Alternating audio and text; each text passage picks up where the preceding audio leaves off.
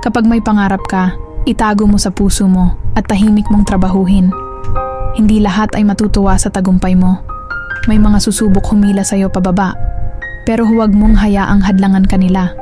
Ang oras mo ay mahalaga, kaya gamitin mo ito sa pagsulong, hindi sa pagpapaliwanag. Ang tunay na tagumpay ay hindi nangangailangan ng ingay, kundi ng aksyon.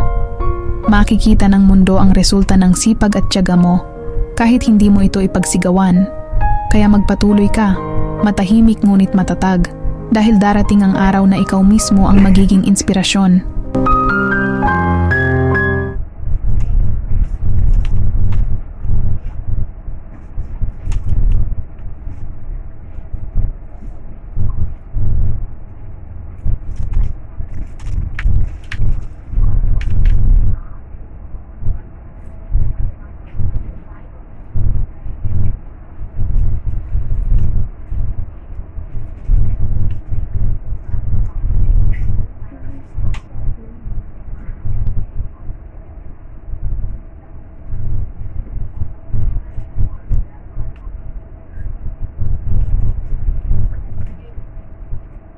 Kung tuloy mo ka rin ka ba?